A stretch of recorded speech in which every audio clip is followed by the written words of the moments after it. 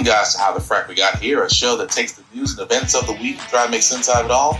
I'm your host, the most Will Buchanan, and on this show, we simply are all about the facts. There are plenty of news stations out there that simply want to do anything short but inform you. Here at How the Frack We Got Here, that's all we believe in. We go up to the left, we go up to the right, we go up to the middle of independence. We go after all sides because there's more than one side of a story to everything, and you need to know it all in order to actually formulate your own opinion. And that's what we try to do here at How the Frack We Got Here. Thanks for listening, and hold on, it's gonna be fun. All right, guys, today's date, March 27, 2024, and this is How the Frack We Got Here. I'm your host, the most Will Buchanan. How the Frack We Got Here. We do take the events of the week and try to make sense of it all. Before we get started, guys, to let you know that we do try to be our best to be a news podcast, which means we only get our sources from the most reputable places with award-winning journalism. We do not do sensational news like Fox News, Newsmax, The Blaze, Daily Wire, whatever extreme left or extreme right feeds are out there. We just simply go for the places that give the facts, nothing but the facts. At the same time, guys, we do try to watch our language, but sometimes words do fly. At the same time, there may be things that might be shown that might be too intense for younger viewers. So your discretion is advised. Aside from that, welcome. So how do we go from here, guys? Well, we don't really got a lot to go from here, except that, Monday was supposed to bring some interesting news. And, it didn't really disappoint. Minute, an appeals court reducing the bond in his civil fraud case by more than half to $175 million. The trial judge had set it at more than $450 million. Mr. Trump praising the ruling.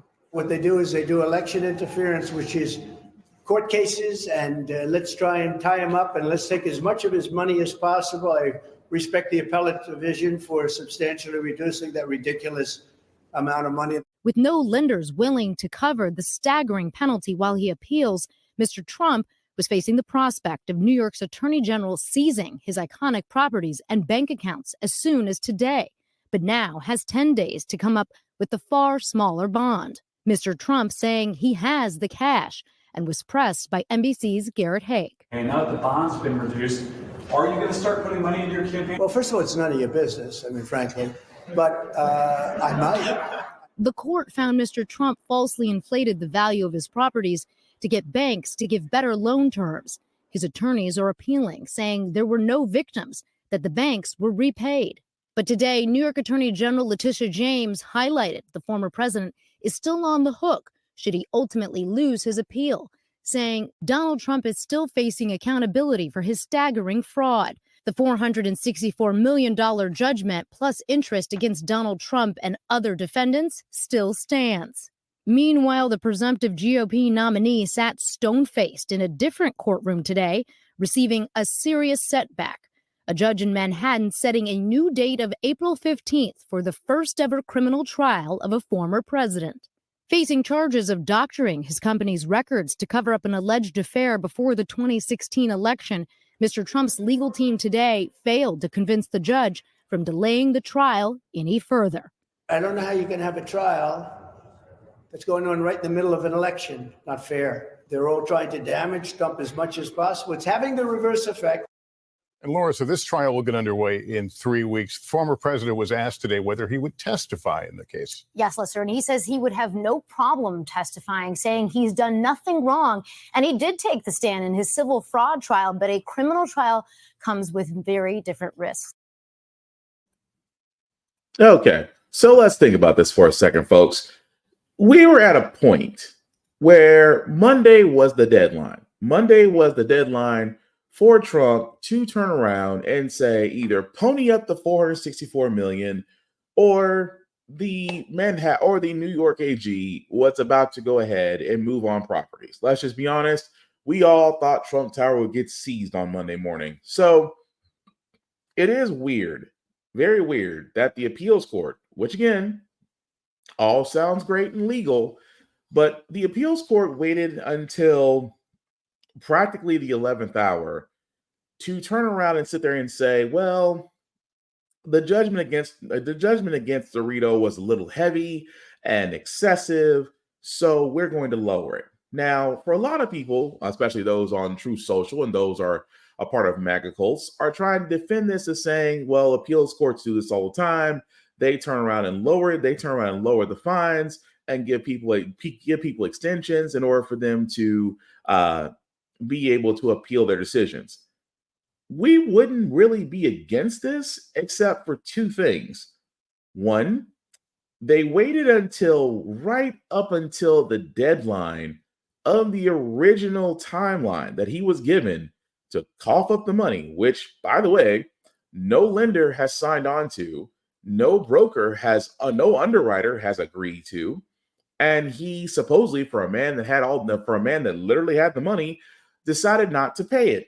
At the same time, now they have sat there and said, well, the judgment against him might be too the judgment amount might be too harshly. And because it's too harshly, we have to go ahead and lower it to 175. Let me get this straight. This man had well over 20 days to come up with nearly $500 million, and you're telling me he had a problem with money? At the same time, the reporter there still had a wonderful question. Your fine is your appeal now is $175 million. Will you go ahead and pay it? Well, that's frankly none of your business. No, that's kind of what you're aiming for, because you were aiming to make sure your properties didn't get sold, number one. Number two, you still claim innocence, that your lawyers are saying, oh, it was a victimless crime. How is it a victimless crime? The banks were repaid.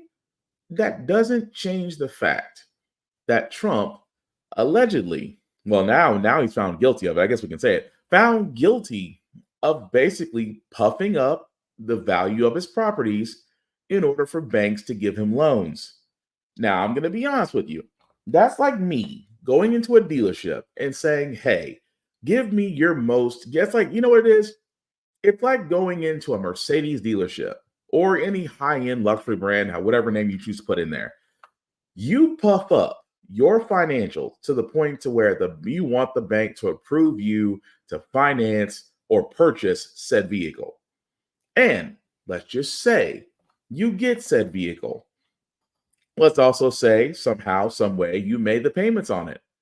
Let's say somehow, some way said bank goes back and checks your financials and something doesn't add up. Oh, wait a minute. He didn't make this. He's not associated with this. His job history is not this. His credit's not this. He just committed fraud. Now, what's the difference between me and Trump here? If I do it, I'm in jail for fraud. He does it. He whines and complains the whole thing is rigged. At the same time, says that he has money, won't pay it, even when the amount is lowered to 175, apparently an amount that should be well within the means of a rich man, as he claims, still hasn't paid it. But his lawyers want to argue it's a victimless crime. Let me explain something to you, everybody. There's no such thing as a victimless crime. There isn't. They want to say it is, but it isn't, because the banks were repaid. Well, again, let's use my car analogy. I could have got the car I wanted. I could have somehow, some way made the payments on it. But the bank can still go back, as they usually do, check the paperwork, as they usually do, and it's like, wait a minute, 1 and 2 are not adding up. He must have done something. And because he did it, and he did it knowingly, he committed a crime. So no, there's no such thing as a victimless crime. Because if you still did it, it's still a crime, regardless if it has a person or a thing that was hurt or not hurt or financially hurt by it or whatnot. You still committed a crime.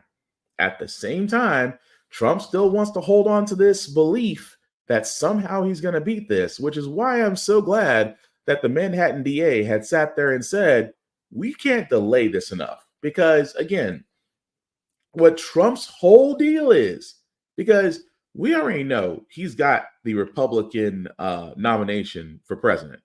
He knows it. He knows it. We know it. The thing is, he's trying to delay the federal cases. This is why I keep pointing out to you guys since these cases were coming up. See, the civil cases, he'll do those all day because civil doesn't hurt his chances of becoming president, whether he wins them or not. So, whether he loses those civil cases or doesn't lose them, it doesn't matter. still doesn't derail his presidential nomination train. The federal cases, however, do. Because again, if he did lose the again, and this is only pointing this out because the federal case is the Manhattan case, not the New York case, to which Miss Letitia James is just salivating on recouping money that was owed to New Yorkers. Unfortunately, that is a civil case. That is not a federal case. Because if it was a federal case, Trump's dreams of running for president again will be up in smoke, which is why the Manhattan case, the case against him in Mar-a-Lago, against the FBI, the case against him in Georgia for federal election tampering, all three of those cases are federal cases. And if one or two, or let's just say the entire trifecta, all went against him, he would be disqualified for running for president because you cannot be federally indicted and still run for president. And again, this is the reason why Trump is trying to push back all his cases. But thankfully, the judge for the Manhattan case sat there and said, no, April 15th is when you're going to have your day in court. And Trump says he has no problem testifying. You know, it didn't work for him in the Jean Carroll case. It didn't work for him with the New York case. I think he might want to keep his mouth shut. But then again, I'm not his lawyers because his lawyers are basically being able to pay for their kids through college for the obscene amount of billing hours they're getting for this man. But hey, when the RNC is backing your bankroll, and again, you're doing things like selling Bibles, well, somehow you're going to make it. And no, I didn't make up the last part. Trump is really out here. If he is not literally the snake oil salesman of the year, first it was his Trump, or I like to call him Con Man 45s. Now he's hawking Bibles, only in America.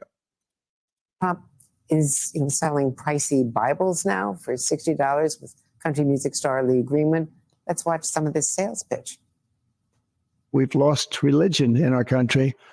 All Americans need a Bible in their home, and I have many. It's my favorite book. It's a lot of people's favorite book. And Garrett, let's talk about this also for a second, because the last time you saw him holding a Bible, it was on, I believe, June 1st, a couple of years ago, standing in front of St. John's Church, and he was holding it upside down. Well, you might have seen that. I'd been tear gassed a couple blocks away, so I wasn't able to get close enough to it. Look, this is a particularly unusual example of something that we shouldn't be that surprised by. I mean, Donald Trump throughout the course of his career has put his name on essentially anything that he can, from water to steaks to the Trump University degree program, such as it was. And I think what we're seeing now is that he has no intention of stopping that trend just because he is a presidential candidate. And he's right. He's 100% right. He has, outside of the fact that Trump has no shame, the fact that he is selling a Bible, God bless the USA Bible for $59.99. Because, religion, because it's not just Trump. Let me explain this. It's not just Trump when it comes to this. This is the GOP's three things: faith, family, and guns. They'll always talk about religion. They have to. It's part of their mantra. They'll always talk about family values, even though they get caught with their hands in the cookie jar, especially with LGBTQ plus people on the side, or mistresses that are pregnant, or the help that gets pregnant. You pick your flavor on that. But it always never ceases to amaze me how low Trump will go or sell. Because keep in mind, this is the same guy that did Trump Steaks, Trump Vodka, Trump Airlines, Trump University. The man has no problem selling BS if it means people will buy it. And of course, his Trump MAGA store is a shining example of that, because somehow, some way, people are still buying his merch, still buying his book, still buying whatever he's selling. And all of that goes to basically Trump's legal defense fund, along with the RNC's war chest, which now that his daughter-in-law is running the show as co-chairman, we shouldn't be surprised where the majority of the RNC's funding is going to go. But again, the man is literally and figuratively hawking Bibles. I got nothing for that. Outside of the fact, the last time he held up a Bible, it was upside down, and his favorite book was 2 Corinthians. 2 Corinthians. Yeah. Good luck with that. Anyway, but also he did actually wind up making his social media Truth Social merger public, which means that there is a chance that he could net $3 billion from the deal, but because of stock market rules, won't be able to touch any of it for 6 months. But again, a lot of people are wondering, when is this man who calls himself who has suggested himself to be Teflon Don, when will he actually see his day in court? And I'm going to be honest with you, I used to sit there and say that if he dodges all this, then we can't talk about there being equal justice. We can't. Not when Bernie Madoff, because Bernie Madoff screwed over a lot of people in his $10 billion Ponzi scheme. And yet they threw the book at him, then the jail at him. And of course, he's no longer with us. Donald Trump did the same thing on a much smaller scale, but did it for a much longer time. And yet he is given the caveat of chances. So I can understand why people are saying there's two different sets of laws out there, laws for them and laws for us. However, I will withhold judgment until those three big cases, the three big cases I'm talking about. Of course, the one in Manhattan, where again, he's still under the gun for covering up records, for paying a porn star, for the election interference in Georgia, which Fannie Willis, who is still on that case as prosecutor, has some words for Trump. And of course, the FBI facing him for the documents that he kept because he believed that he could declassify things, which again, he didn't really understand the meaning of it. And not only held on to documents, but may or may not have spilled national security secrets to unauthorized personnel. When those three cases go through, that's when I'll start seeing exactly what happens. That's when I'll start wondering whether or not justice will be served. But like I said, going back to Georgia, because again, DA Fannie Willis is still in the case. And keep in mind, this is after her investigation on whether or not she should remain on the case, simply put, because her and her top prosecutor had a relationship, to which Trump prosecutors could not prove beyond a shadow of a doubt that the office of Fannie Willis was actually using to basically enrich that prosecutor, or in the event of causing his divorce. At the same time, the judge who sat there and said that the Trump prosecution did not prove beyond a shadow of a doubt, but there's still smoke there, forced Fannie Willis to make a decision that either both her and the prosecutor could resign, or just the top prosecutor, in which he did. So being cleared of all things and being still back on the case, Mrs. Willis had some few words to say, especially about the case. District Attorney Fannie Willis spent her Saturday at an Easter egg hunt. The event was put together by WAVE, an organization of law enforcement officers dedicated to helping children and the homeless throughout the year. Willis was surprisingly candid, Fred, regarding questions about the last few months of her life, including her Georgia election interfering case against Donald Trump and the scandal brought about by her prior romantic relationship with special prosecutor she appointed for the case. We wanted to know if she feels like she needs to reclaim her reputation, and this was her reply. I don't feel like my reputation needs to be reclaimed. Let's say it for the record. I'm not embarrassed by anything I've done. I guess my greatest crime is I had a relationship with a man, but that's not something that I find embarrassing in any way. And I know that I have not done anything that's illegal. The racketeering case was delayed by 2 months. So let's remember, following the revelations about her personal life, her decision-making credibility was also damaged in the eyes of Judge Scott McAfee. But the embattled Fulton County District Attorney said the main case was not delayed because her team never stopped working on it. Let's take a listen.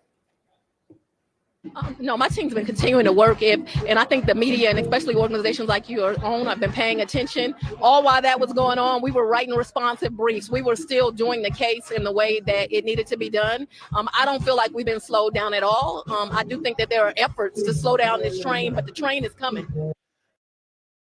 This was just moments ago, Erica. This is a California judge with the attorney.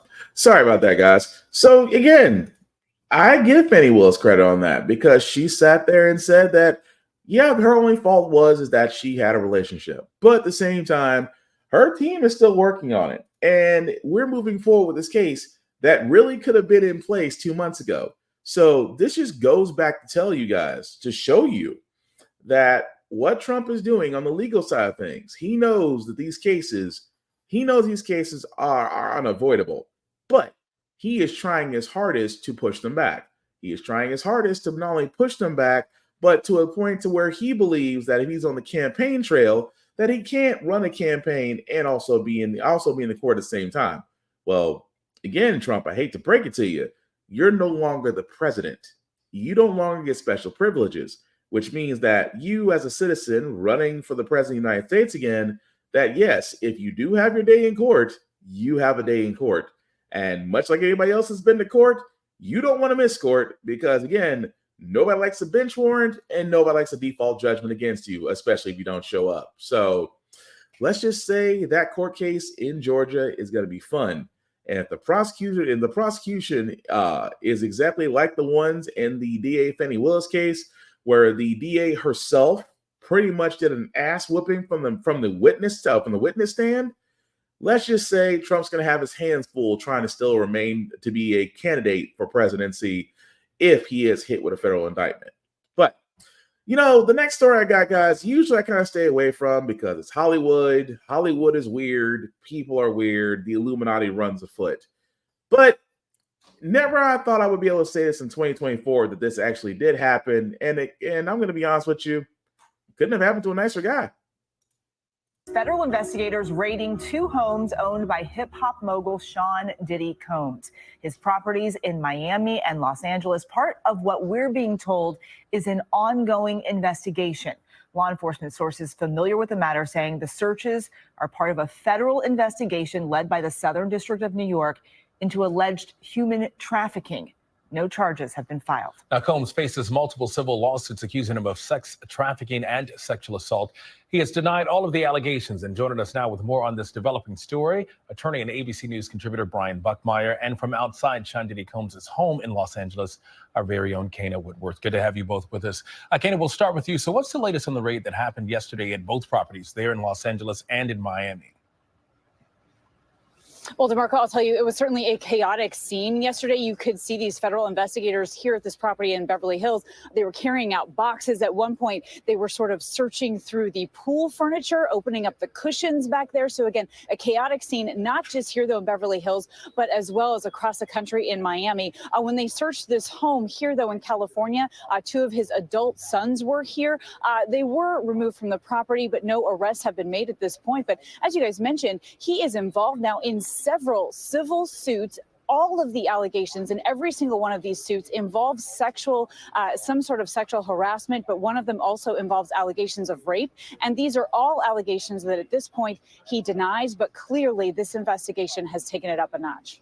And Brian, we have to ask, what does law enforcement need in order to do a search like this? Yeah, so law enforcement needs what's called probable cause. It's enough information that a reasonable officer would need to suggest or believe that a crime did, is, or will occur. And also, they need to be able to articulate to the judge that they can specifically find certain items of evidence within the home that they want to search. Let's go back to Kana. So, Kana, what are we hearing from Diddy's accusers? So we did get a statement from a lawyer yesterday. Now, this lawyer represents 2 of the accusers. One of them is Cassie Ventura, and the other one, they keep the name there as Jane Doe. I want to remind everybody, Cassie Ventura is a former love interest of his, and at one point had her claim against him settled within a single day, and there was no admission of wrongdoing. However, this does continue to grow. And upon this statement from the lawyer, they said, first of all, in part, that they were glad to see all of the law enforcement activity that they did see yesterday. And they said that hopefully this is the beginning of a process that will hold Mr. Combs responsible for what they call depraved conduct. And to Brian's point here, investigators both here in LA and in Miami would have been looking through these homes for anything that would corroborate some of these claims that they say there is possible evidence inside these homes, things like video, surveillance video, even photographs, guys. And Ryan, we heard Kana mention it earlier, but according to law enforcement sources, Diddy's sons were detained while that LA home was searched. They were released without charges. Is that normal during a search like this?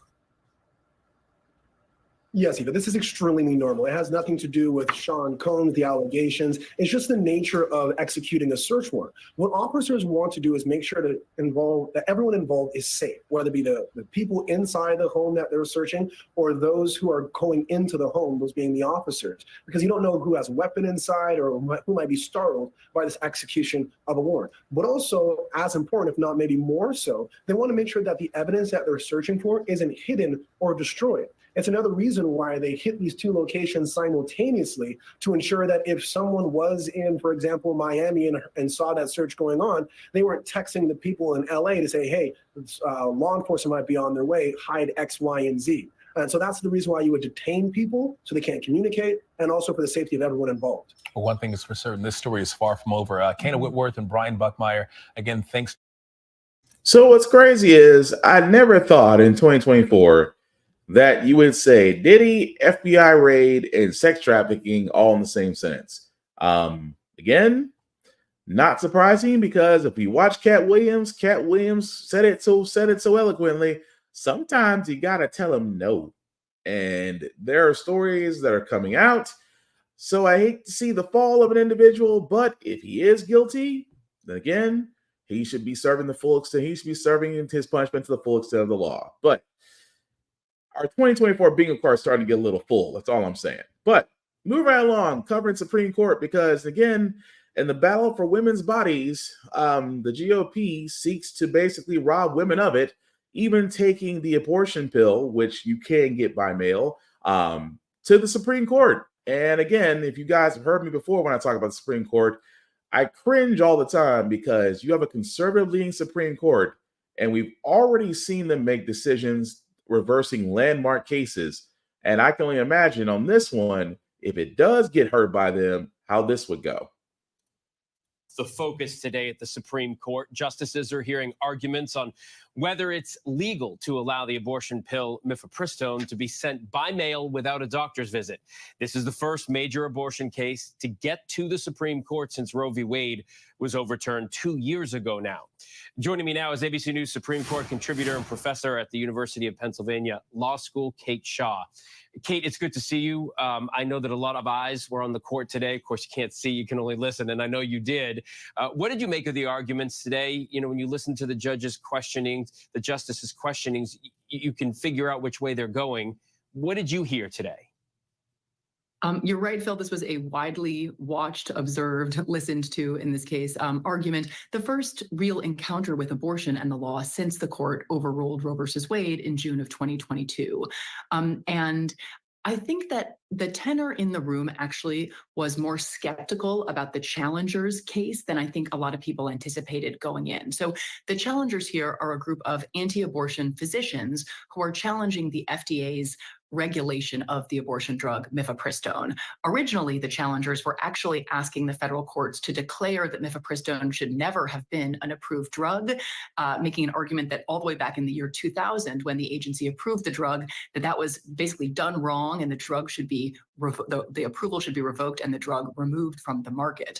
And actually, they were successful in the district court, but that argument didn't prevail in the Court of Appeals. And so in front of the Supreme Court here were just arguments about the conditions in which mifepristone can be prescribed by mail and things like that. And I think here the justices were skeptical that these doctors had the ability to be in court in the first place. Right, a question of standing. Were they the right ones to bring this before the Supreme Court to begin with? But putting that aside, what kind of precedent could this set? Because this will have wide-ranging effects, not just on mifepristone, right? That's right. So what the federal government and the drug manufacturer in this case are arguing is that if the federal courts basically second guess the FDA and its approval of mifepristone, essentially that would open a Pandora's box to second guessing any drug and its approval process. And the pharmaceutical industry is very, very concerned about that second guessing. And so they are urging the court to reject this challenge, both as to mifepristone and more broadly as to the FDA. Well, all eyes on the court, a decision, June it looks like. All right. Probably end of June. End of June. All right. Kate Shaw, thanks. So yes, we should be very concerned. But I say not we, but women, because I have been saying this, guys, and I will keep saying this. A woman's body is her right. The choices and consequences that come along with those decisions are hers and hers alone, and they should be left alone.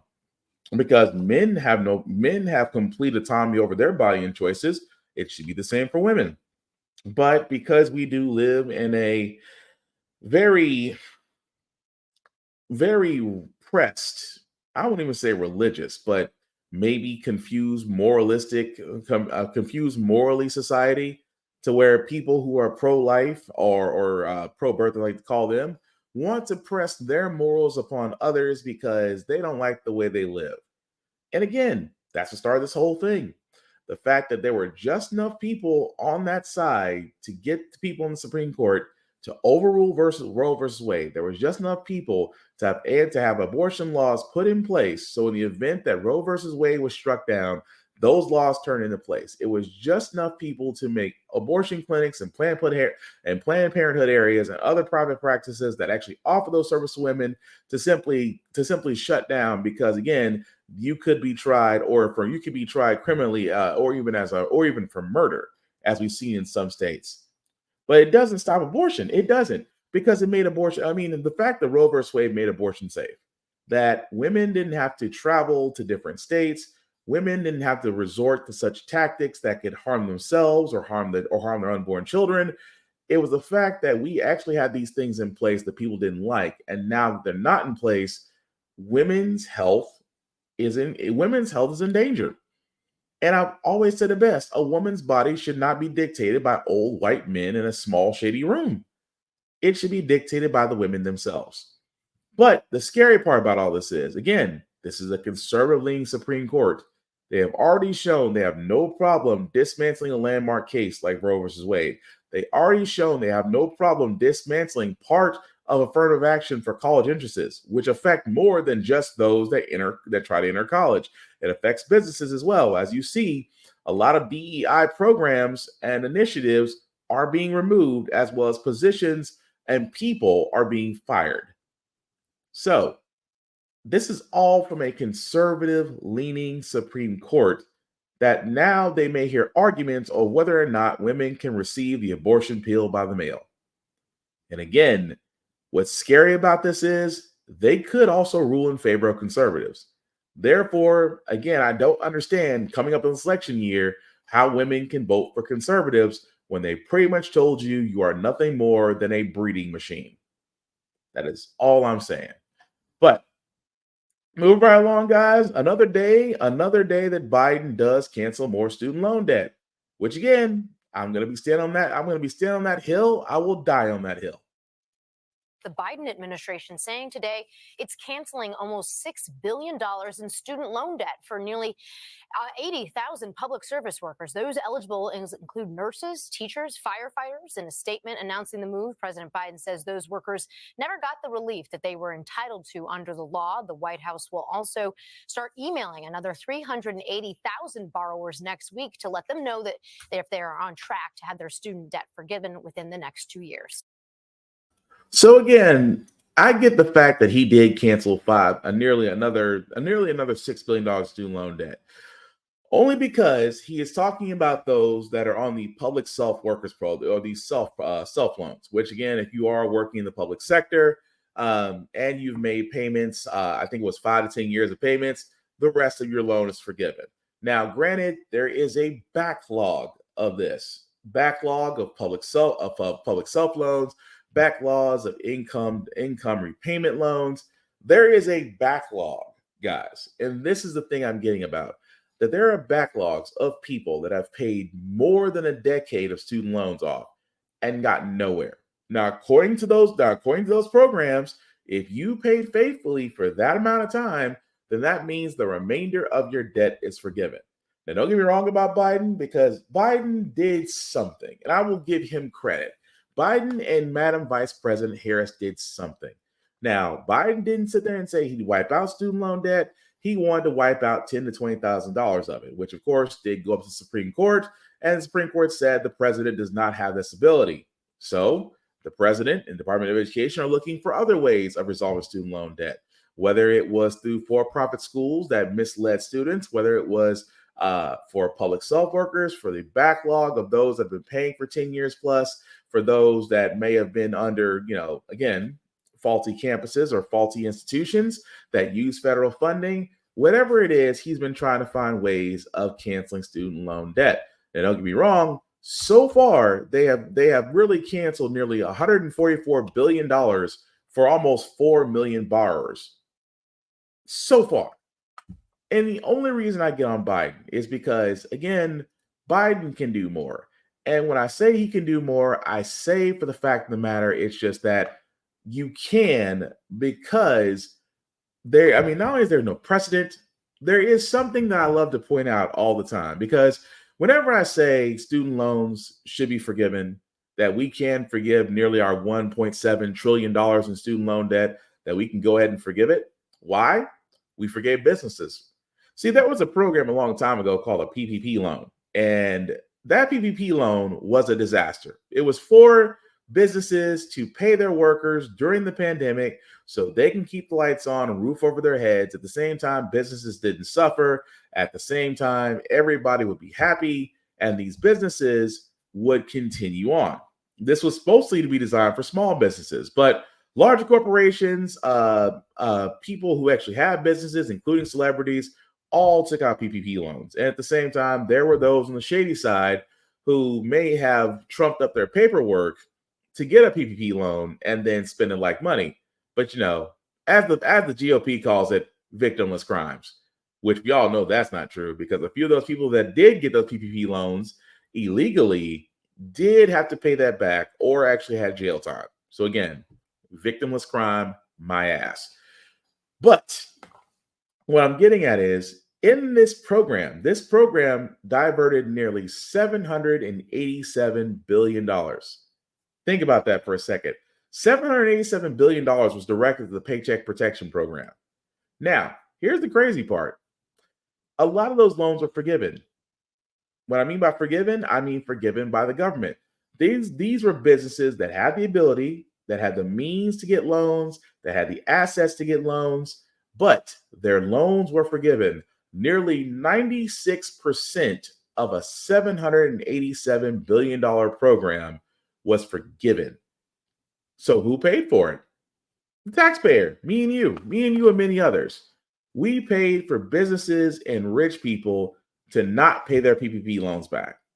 We forgave the debt of businesses, business people, conglomerates, and corporations. We forgave them. So you're telling me that if we forgive businesses, people that have the means, corporations that have the means, if we forgive their debt, we also can forgive student loan debt. Miss me with the whole thing about if you took out a loan, you should pay for it. Yeah, go back after those corporations that did the same thing. Or I was able to pay my way through college. I'm sorry, it's not the 1950s, and everybody's situation is different. But again, when it comes to student loan debt, it is a rock around your neck that you may or may not cut away from yourself. Some people, never see the light of day with student loans. Some people eventually do. But at the same time, what a relief it would be, because again, that's debt, and debt on credit reports is a mother. And having student loans that have a high amount is a definite debt killer. Could keep you from getting a house, could keep you from getting a car, keeps you from getting a job, because jobs look at credit reports too. But just imagine if we did forgive student loan debt, you would have set nearly 200 million Americans plus to be consumers. Because imagine the fact that your credit report, your income is immediately better. But I digress. Speaking of things that could be better, I know I shouldn't put better and Marjorie Taylor Greene in the same sentence, but Marjorie Taylor Greene, after the most recent government shutdown avoidance that went through, as President Biden did sign a new bill to sustain Congress for a little bit longer, Marjorie Taylor Greene is saying, you know what? Mike Johnson needs to go.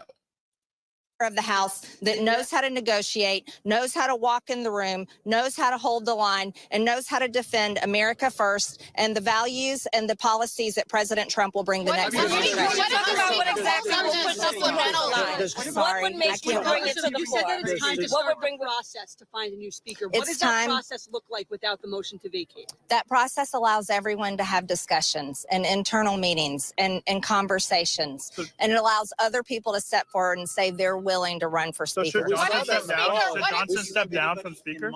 You would like to see Not at this time. I want to have conversations, and I want to hear from others how they would have handled this. You said Trump. Have you talked to Trump about this? I have not talked to President Trump about you this. said there's more support from Republicans. How many Republicans? I won't give you a number, but I've talked to many who probably won't go public, but silently they're breathing a sigh of relief. Everyone is. You can look at the numbers and the votes of this. This bill was passed without a majority of Republicans. This is a Democrat budget, and it was passed by Mike Johnson. Should Johnson step down? Should Johnson have stepped down?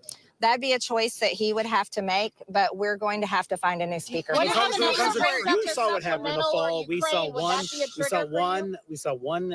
Speaker candidate after another falls short of getting the votes necessary. Even narrower now. You can't. I mean, how could you possibly even find someone to succeed Mike Johnson who could get the votes, keep this conference together, and not plunge this chamber into chaos? We're going to have to do it because the country is in crisis. We have a border invasion that's happening every single day. We have Americans under the age of 30, for the first time it's showing in all types of polling, have lost hope for their future.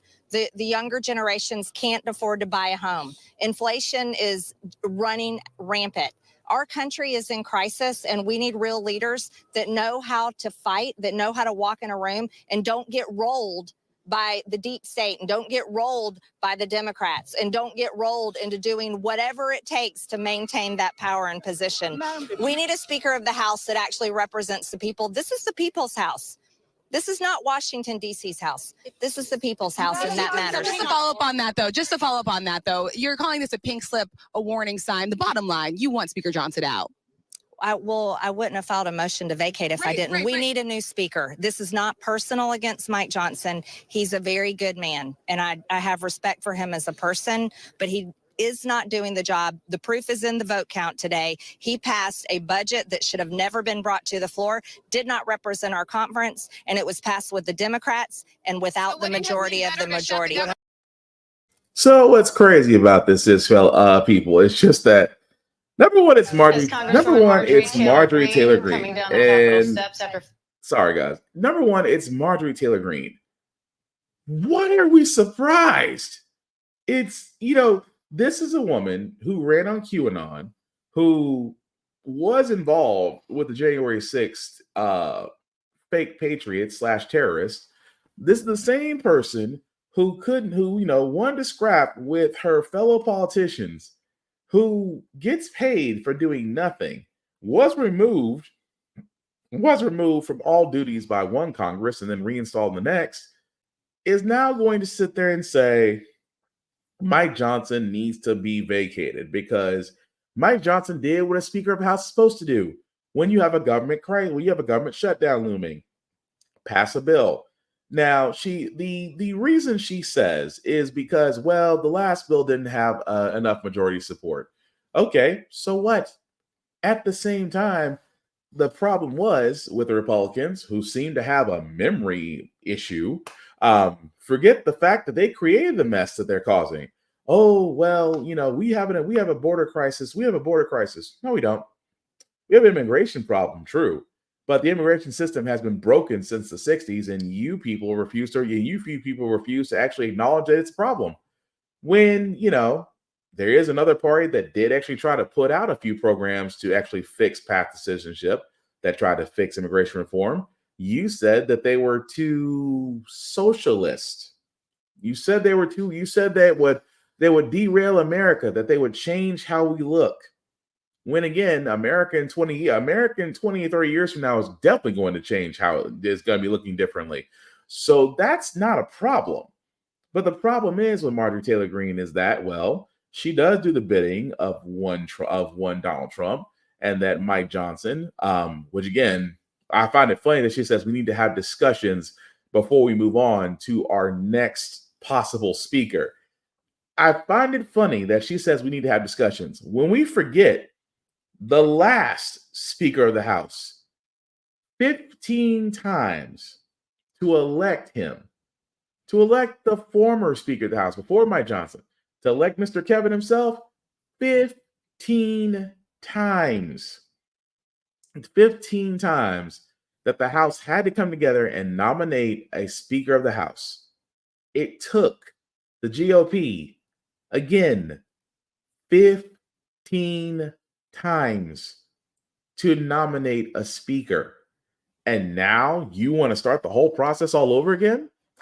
This is why I say that how in the world could you be a conservative politician on an election period? And what are you going to run on? Are you going to run on the fact that, oh, we did a lot of discussions, but we didn't really pass anything? We had a lot of discussions and we had a lot of interviews. We had a lot of committees. Oh, we tried to impeach Biden once. We dropped our first speaker, got a new speaker, and we're complaining about a border crisis, but we don't have an answer for immigration reform. Oh, and inflation is up, but inflation is up, but we want to cut Social Security and raise the retirement age.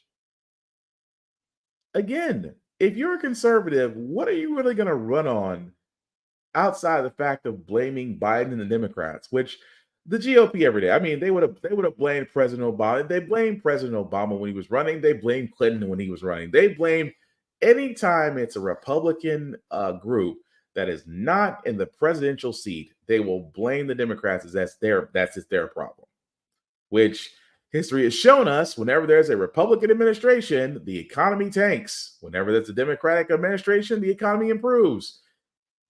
Numbers don't lie. But again, if Marjorie Taylor Greene and others, which I'm assuming just her, Matt Gaetz, and whatever's left of the crazy Tea Party that's now the Republican Party, may or may not try to bring this up as a motion to vacate the seat for the House of Speaker. If they do, this will be the only time in the history of Congress that not only one, but two speakers of the House were vacated. Oh, that's going to be fun to watch. Speaking of things that are fun to watch, Candace Owens and The Wire and the Daily Wire have parted ways. At least that's what they're saying, because if you don't know who Candace Owens is, it's the woman that's scowling as if, it's scowling as if she wants you to know something that you already should know, but telepathically she's not going to tell you. So therefore she's going to sit there and remain constipated. That Candace Owens.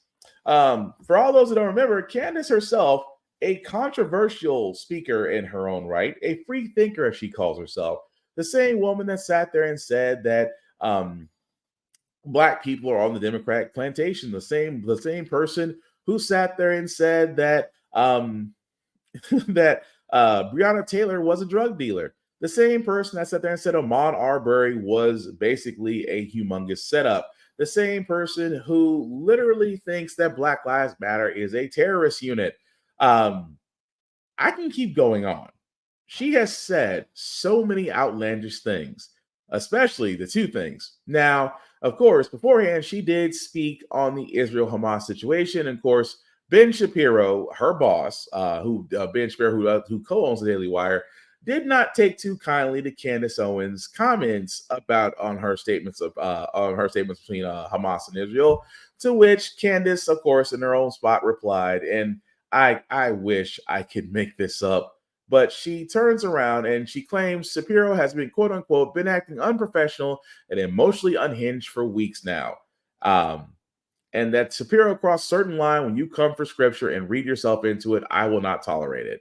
So again, you did kind of go off on your own boss. And Ben Shapiro, again, is probably just as big as a douche as Tucker Carlson, because Ben Shapiro talks fast. He talks fast. He stares intently because he wants you to think that he's a thinker. He wants you to know that he's on it. He wants his words to be sharp and poignant and eloquent so it hits home.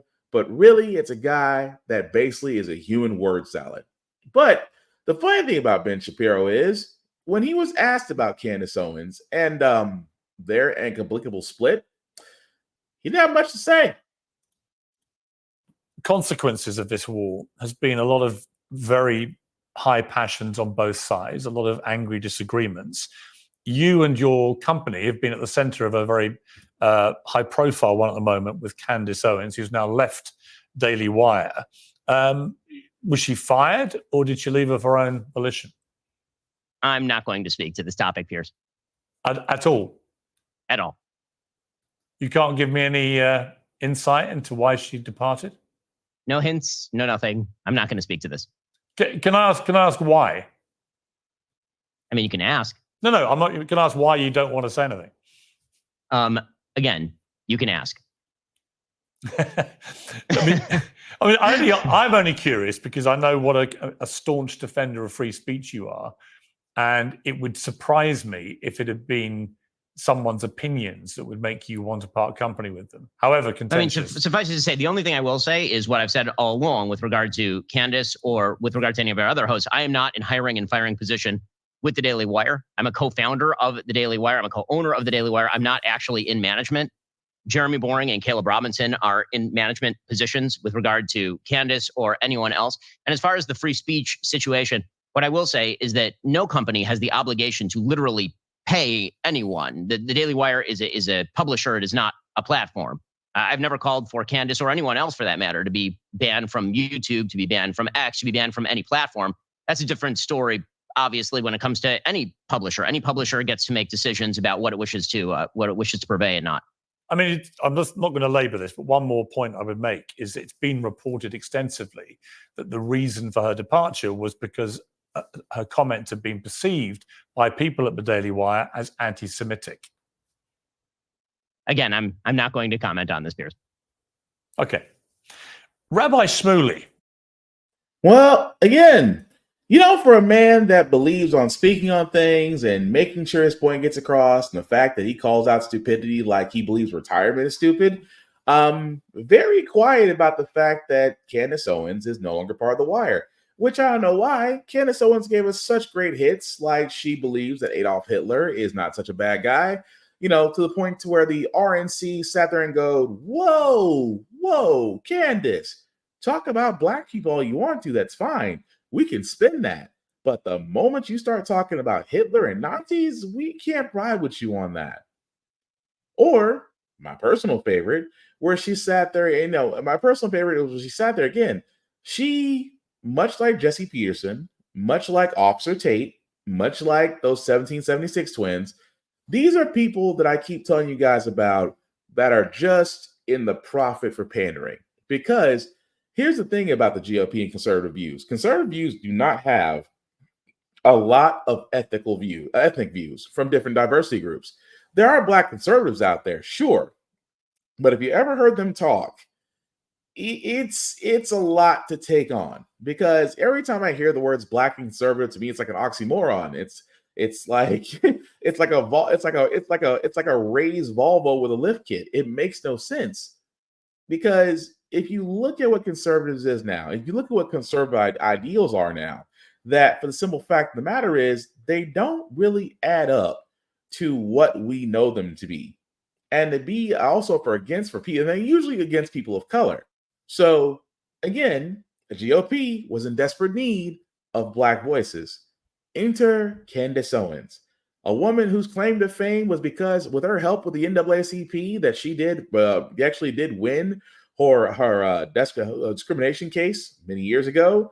She was on the Democrat side until she decided to go to the GOP side and found out that it was much more profitable, because that's what it is. Because take for me, for instance, I don't consider myself Democrat or Republican. I've always said I've been progressive. But let's just say that this show all of a sudden decided to go right-wing politics. I turned myself into a mini Fox News. I kid you not. GOPs love to hear black people recite and recant their talking points, because that actually fulfills them in saying we're not racist if black people are saying it. And Candace Owens was the poster child for the RNC, because they love that they could put her in front. They love that she'll repeat their talking points, their narratives to a crowd, and they'll eat it up. That's why I sat there and said Candace could talk about, the struggles with black unity. She talk about struggles with black businesses and with Black Lives Matter and the LGBTQ plus, and the fact that she talked about the drag queens. She takes on those things because she was blanket protected. She was. The Daily Wire did blanket protected because, again, the Daily Wire is not, again, a right-wing media organization. And of course, going by those ideals. So Owens was protected. However, she was not so protected. And I keep on telling you guys, when it comes to free speech, I say this all the time. You have the right to say whatever it is that you want to say. but you are not absolved of the consequences that follow once you say it. And Miss Owens found the hard way. And I think that she did get fired. I think that Shapiro did have something to do with it. You know, the whole thing is like, I'm not going to speak on that, which tells me you probably had a hand in it. You probably had a hand in it because you brought her to the Daily Wire. You brought her to Nashville. You gave her own show, which thankfully now that show is ended. However, Miss Owens is still trying to strike out on her own. She says she will not be silent. She's finally free. And I'm like, oh, dear God, what can you think of? What can you say now? But that just goes back to show you guys I'm glad that there's one less panderer out there, because I'm not seeing where else she can go. Maybe she can go to The Blaze. Maybe she can go to Newsweek. But if Tommy Lauren can still survive on Fox News, Candace Owens can go somewhere, I guess. But the pandering, that's the one thing I wish would stop.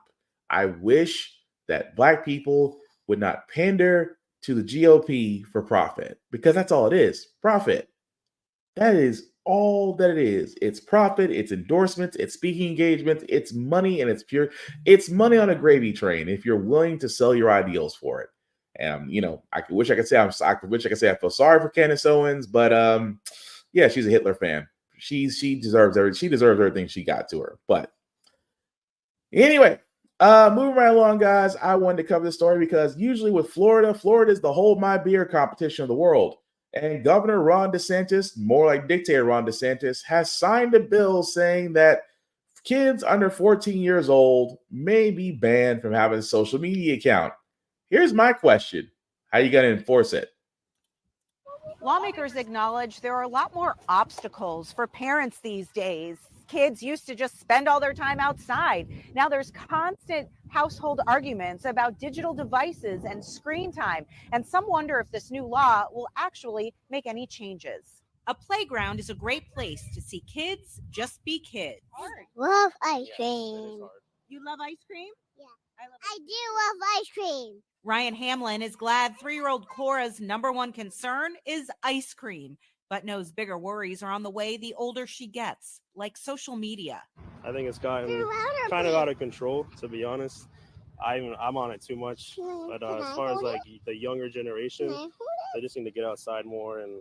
But is a new state law the right way to make a change? As far as like regulating stuff, I don't really know how I feel about that. Governor Ron DeSantis has signed House Bill 3 into law, banning children under 14 from having social media accounts on platforms considered to have addictive qualities. 14 and 15-year-olds need parent consent.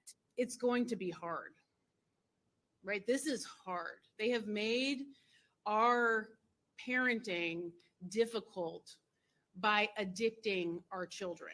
But exactly what platforms are included and how they verify users and obtain that parent permission is not spelled out in the law. Being buried in those devices all day is not the best way to grow up. It's not the best way to get a good education. During the governor's bill signing, what was not mentioned, how the law would be enforced, but the social media platforms themselves would be held responsible. There's no bill powerful enough to keep these kids from social media. It's not possible. Parents tell us they feel the control needs to be in their hands. Too much with technology, and it's hard. It's really hard. That's all they want to do. I know. And unfortunate. Yuli Cudiero brought her 9-year-old Samantha to enjoy the fresh air on her day off of school. I don't think that you should be in Facebook and Twitters and all that stuff. They're too young for that. And I'm trying to control, with her friends, what she does and who she's friend with, it's dangerous. She doesn't mind a law to help remove her daughter's online presence. I would cancel her account. Yeah, I will. But she knows she had to be very responsible. And that's why I take her to the playground today. I said, let's just go to the playground, just go for ice creams, my day off too. Spending time together instead of in front of a screen. Stephanie Suskind, WPT. But the question remains. How do you enforce it? Now, don't get me wrong. You do want kids to go outside and enjoy the outdoors. But the problem is the world isn't safe anymore. The world isn't as safe as it used to be. There's too many dangers out there that we do worry about with our kids. However, I love the fact they talk about, social media is just too addictive to young children. Okay. How are you going to enforce it? Oh, well, kids under 14 can't have a social media account with their parents' permission. Okay, how are you going to enforce it? Well, we don't really have an answer because you don't. Let me tell you something. As an IT person, let me tell you this. As long as a child has a device that connects to the internet, there is no security measure outside of credit card verification, and that can easily be thwarted to a certain extent. There is nothing short of a ID or credit card valid system that is going to keep anybody away from a public website or app. These apps are designed to be social. These apps are designed to be public and accessible. So again, why are we surprised that now your way of solving things is to put an age limit? We're not China. I hate to break it to you. China and how they've locked down their internet, that's different. Compared to the US, you won't be able to, I'm sorry, there is no way on earth outside of making sure your child does not have a device, a computer, or any other type of device that connects to the internet, any other type of smart device. Outside of that, your child will always find a way. That's just being honest. Even if it's not in your house, you know the old saying, even if it's not in your house, it's in somebody else's house and they can always go access it. So again, the whole thing about social media is this. Yes, I do believe at a certain point social media should not be in the hands of young children, but they can also be wonderful teaching tools if we basically improved our education. Because that's all it is, education.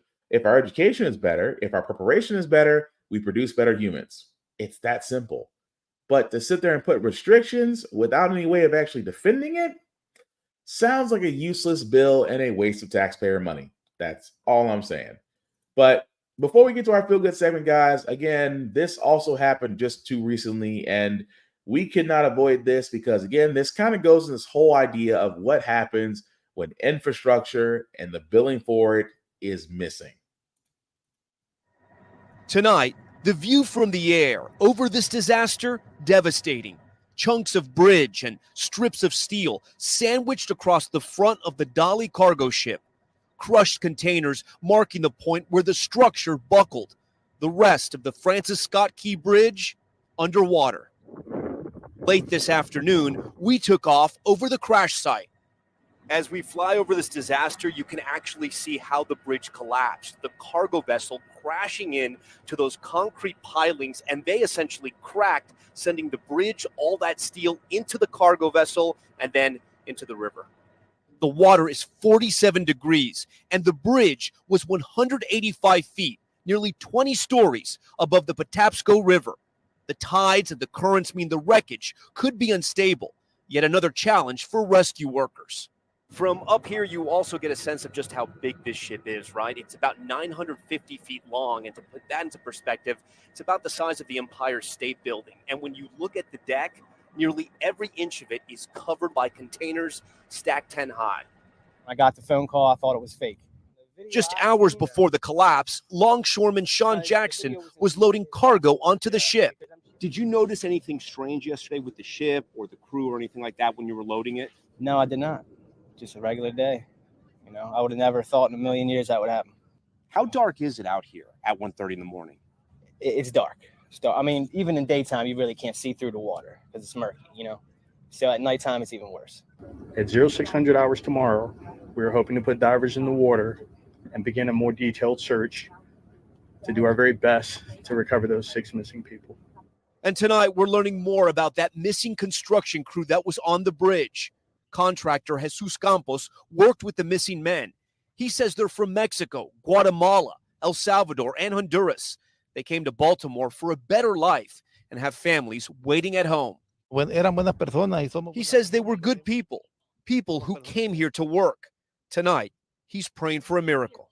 Tom Llamas, NBC News. I mean, it's one thing to really do hope for a miracle. Of course, with that wreck, of course, they did explain that there was power failure not once but twice. An anchor was dropped to actually slow down speed, but unfortunately, it did hit the pylon, which did cause the bridge to collapse. Anybody that's ever been in these things realizes that these search and rescues usually become a recovery mission. And I hate to say that at this point, it may just be exactly that. But that does go back to what I'm saying, guys, when it comes to infrastructure bills. We did have an infrastructure bill that was out there for fixing bridges, roads, potholes, things of that nature. And again, leave it to Republicans to shoot that down. Whereas the infrastructure bill that was a part of the bill that was just recently signed by President Biden will help a long way to fix the bridge. But recovery and wreckage must come first. So we can hope for the best, but at this point, it may just be a recovery attempt at this point. So that being said, guys, we are going to move to our feel good segment on usually how the Frack We Got Here, because usually we cover a lot of things during the week that are usually doom and gloom, make you basically make you lose your faith in humanity. But hey, it's Wednesday, it's hump day. We want to leave you guys out some good vibrations, and I try my best to find the stories that'll do just that, because again, this may be showing my age, but I loved Doogie Howser as a kid who was smart enough to braze through high school, college, and medical school and become a doctor in sneakers. Well, we might actually have that in the form of a 15-year-old genius herself. Some STEM sunshine today with a whiz kid that will undoubtedly blow your mind, not just because she's so smart, but she never let anyone tell her no. And well, it paid off. At the age of 13, Elena Anale became the youngest Black person in the United States history to be accepted to medical school. Yeah, you think that's impressive? Well, she was also a NASA intern, Time Magazine's Kid of the Year, and has now launched numerous platforms, including the Brown STEM Girl Foundation. And now to continue the inspiration and jaw-dropping Oz, Elena joins us live from Arizona State University, where she will complete her master's and then pursue her PhD in viral immunology. And I just want to remind you, she's only 15. Elena, it's great to see you. Congratulations. Great to see you too. Thank you. So mom says you started reading when you were 3 years old. When did you realize that you weren't like all the other kids at your age? I think at the age of 3, I was really just focused on the stars and science. I never really thought I was different. I just thought I had dreams that I wanted to accomplish. Was that tough at times? At times it was. It depends. I'd say that, I mean, everyone really treated me the same, and they really, saw that, okay, she's going for her dreams. And then there's some who didn't really have the positive effect. Yeah, no, and I know that some kids, gave you a hard time. They didn't understand, your gift. I know your mom homeschooled you for a while to make sure you were in a kind environment. And so I'm curious, be honest with me. There was some homeschooling going on, but was there a time where you were actually teaching mom? Teaching mom? I don't know. Really, really supportive. She's been the best at, everything, just making sure that I can, do what I want to do and follow my dreams. So I'd say, congratulations, Mom, because you did really good. Oh, yes, she did. She's pretty remarkable. All right. So we saw this video of you opening up a special package on your Instagram. I want to go ahead and roll that. I understand that this is from one of your special mentors. The daughter of Katherine Johnson actually sent it to you. Katherine, of course, being the mathematician that was instrumental in the return of the Apollo astronauts, who can, we can't forget the amazing film Hidden Figures. Tell me why you were so excited to receive this and what was in the package. I was really excited to receive that package because it really meant a lot to me. I really looked to Katherine Johnson as, that mentor figure because of all of the work that she's done. She's amazing.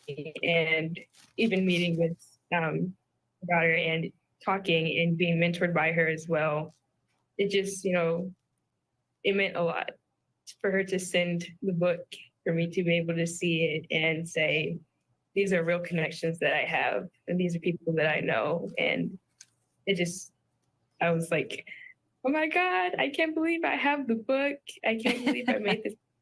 It was just an amazing feeling.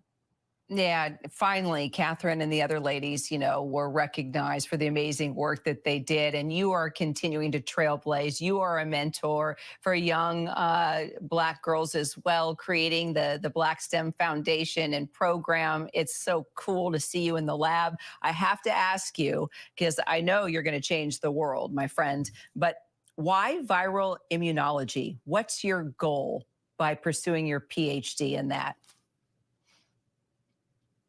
I have really found the passion for bioimmunology just from learning how amazing viruses are. They have evolved with us over a long time, and we just learning about them, learning about how they've come to be, and the viruses that we're developing to treat these viruses in the future. That's what I want to do. I want to develop vaccines, and also travel and look into healthcare in underrepresented communities as well. Well, I know you're going to do it. And I love seeing the pictures of you as such a young girl. Heck, you're still young, doing those experiments there in the labs. Elena, we're going to follow you for sure. Can't wait to see all the great things that you do. Congratulations. And it was great talking to you. Thank you so much. So again, a 15-year-old genius that wants to become a virologist. Hey, I'm all for it. Just because, hey, if you don't remember, the person that actually has the corona vaccine, also a Black woman. So again, Black girl magic. That being said, guys, that's going to do it for this podcast. We want to thank you all who watched, who liked, who let this know this is live. I apologize for lateness, guys. Hey, life be life, and so we do what we can. But some shameless plug before I do get out of here, guys. Of course, shout out to my friend Vaughn at Big BZA Dot. You can definitely check him out, Big BZA Dot, on all social media. As for myself, you can find me, Black _Spartan 615 on all the socials. Of course, the link at the bottom, I'll make that a little bit bigger for you guys to see. If you copy and paste that link into your browser, we'll take you to my link tree that has the Facebook and YouTube groups for all of my podcasts. How the Frack We Got Here. Get bitten off on this podcast. Like, share, subscribe. Simply put, guys, we cannot do this without you. But also, that being said, guys, I keep saying this all the time. We need to have our own platforms. We need to have our own views, our own voices. And if you heard me say this multiple times, I'm going to bring this again. I am talking about blurstation.com. It is a site, guys, that is exactly that. Because you know how Tubi blew up? Tubi blew up because of Black creators. And unfortunately, Tubi is owned by the same guy that does Fox, which means that he got rich off of our work, our blood, our sweat, our tears, our creativeness. Imagine if we put that into a site of our own. And Blur Station is basically it. Guys, if you want to join it, simply go to blurstation.com, hit the join now button, select the Blurred's Eye View Affinity membership, and select any affinity member there. Of course, it is $10.99 a month. I'm sorry, I'm going to repeat that again. $10.99 a month. You can watch Blur Station and at the same time still be able to eat. All positives. It's all in my book. At the same time, guys, if you are a content creator and want to join, but want to have your content shown on Blur Station, you have to join Blur Station first, and then you'll be able to speak with the owners from there about getting your content distributed up on there. And the beauty part about it is, guys, you keep the rights to your content. They just want a little bit of distribution. But that's all I ask for. A little slice of the pie. You can't be mad about that. But at the same time, guys, this is what we talk about when we sit there and say about having our own, unifying, bringing our resources together. Because and I'm just speaking to Black people because I'm not going to be unapologetic about it. We have this beautiful ability called unity. And when we unify, things great can happen. I mean, come on. We've made birthday parties with scraps. We've made buildings with wood and dirt. We have created movements, simply put, by just sheer force of will. If that is not a power that we need to be taking advantage of right now and putting into areas where it can be more positive and grow these gardens that are just for us and by us to do, I don't know what else to tell you except to do it. But definitely check out blurstation.com. Last, I'll say at least, guys, we are in a presidential election period. I know, we might be in another Donald versus Biden rematch, but learn the candidates, not just the ones at the national level, but the ones at the local levels as well. because the whole idea of how the Frack We Got Here is to get you involved. It is to simply to get you to know, to learn, to act. Because if you don't like the candidates, there are plenty of websites out there that can help you learn how to run in your own city if you choose to. But simply put, we can no longer ignore the outside. We must be active. So the last thing I'll say about the Frack We Got Here, guys, is all about we're not trying to do anything. We're not